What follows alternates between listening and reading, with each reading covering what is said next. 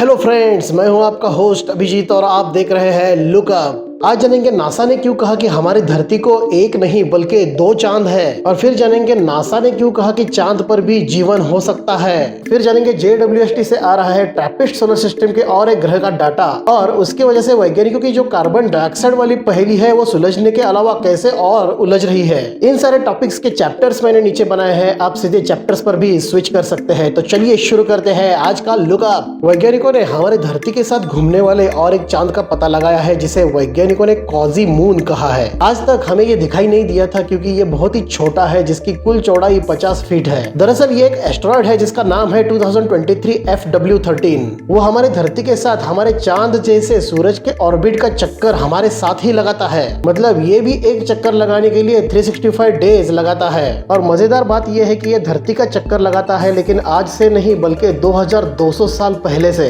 यह हमारी धरती से सबसे नजदीक जब आता है तब उसकी दूरी हमसे होती है 3470 किलोमीटर, और इसका इलिप्टिकल पाथ जब हमसे सबसे दूर चला जाता है तब हमसे इसकी दूरी होती है 3,47,000 किलोमीटर। तो वैज्ञानिकों के अनुसार हम इसे अपना दूसरा चांद भी कह सकते हैं। दोस्तों, अब नासा के अर्थमस मिशन के बारे में जानते होंगे जो इंसानों को चांद पर लेके जाने वाला है। और इस अर्थमस मिशन के बारे में मैंने एक डिटेल में वीडियो बनाई है जिसकी लिंक मैंने डिस्क्रिप्शन बॉक्स में दी है। इसमें नासा एस्ट्रोनॉट्स को चांद के दक्षिण गोलार्ध में 84 डिग्री साउथ पोल पे उतारने वाला है, जिसे नासा कहता है अर्थमस पोलर एक्सप्लोरेशन एरिया। इस एरिया को कोल्ड एरिया कहा गया है क्योंकि ये एरिया हमेशा चांद की छाया वाली बाजू में रहता है। वैज्ञानिकों के अनुसार इस छाया वाली बाजू में जो क्रेटर्स है उसमें अर्थ ओरिजिनेटेड माइक्रो ऑर्गेनिजम्स यानी धरती पर जन्म लिए हुए माइक्रो ऑर्गेनिजम्स हो सकते हैं। नासा के गोडार्ड स्पेस फ्लाइट सेंटर के वैज्ञानिक डॉक्टर प्रबल सक्सेना ने हमें चेतावनी देते हुए ये कहा है कि चांद पर ऐसी माइक्रोबियल लाइफ का मौजूद होना ये भी दर्शाता है कि यहाँ पे कई तरह के वायरसेस और बैक्टीरियाज भी हो सकते हैं जो हमारे लिए घातक हो सकते हैं। इसे कोट करते हुए उन्होंने कहा है कि ये सीवियर कंडीशंस ला सकता है। दोस्तों, इससे पहले हमने ये देखा था कि कैसे JWST ट्रैपिस्ट सोलर सिस्टम का स्टडी कर रहा है, और इसमें उसने सबसे पहले ट्रैपिस्ट बी नामक एक ग्रह का स्टडी किया था जो अपने सूरज के बेहद नजदीक होने के बावजूद भी वैज्ञानिकों को इस एक्सोप्लैनेट पर CO2 रिच एटमॉस्फेयर मिला था। और वैज्ञानिक चौंक गए थे कि ऐसे प्लैनेट पर इतनी बड़ी मात्रा में CO2 कहां से आया।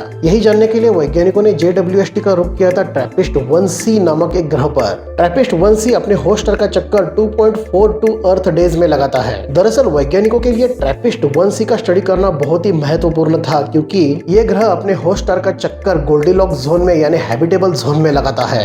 JWST ने अपने मिड इंफ्रारेड स्पेक्ट्रोस्कोपी एनालिसिस का डाटा जब जारी किया तो वैज्ञानिकों को यह अपेक्षा थी कि यहाँ पे कार्बन और हाइड्रोजन रिच एटमॉस्फेयर होगा, लेकिन वैज्ञानिकों ने पाया है कि इसमें बिल्कुल भी एक थिन कार्बन डाइऑक्साइड का एटमॉस्फेयर है या फिर कोई भी एटमॉस्फेयर नहीं है। पर इससे वैज्ञानिकों को यह भी पता चला है कि ये जो ट्रैपिस्ट सोलर सिस्टम है जिसका फॉर्मेशन जब हो रहा था तब बहुत ही वोलाटाइल हिस्ट्री इसकी रही होगी। इस सोलर सिस्टम के वोलाटाइल यानी उथल पुथल भरे फॉर्मेशन की वजह से वैज्ञानिकों को यह लगता है कि ट्रैपिस्ट 1b पर बड़ी मात्रा में CO2 मौजूद है। और वैज्ञानिकों को अब ये आशंका लग रही है कि ट्रैपिस्ट 1 सोलर सिस्टम पे कोई भी ऐसा ग्रह नहीं हो सकता जिसपे जीवन की अपेक्षा हमें करनी चाहिए। ऐसी स्पेस की एक्साइटिंग खबरें लेकर बहुत ही जल्दी मैं आऊंगा एक नए वीडियो के साथ। मुझे सब्सक्राइब कीजिए और बेल आइकन दबाना बिल्कुल भी ना भूलिए।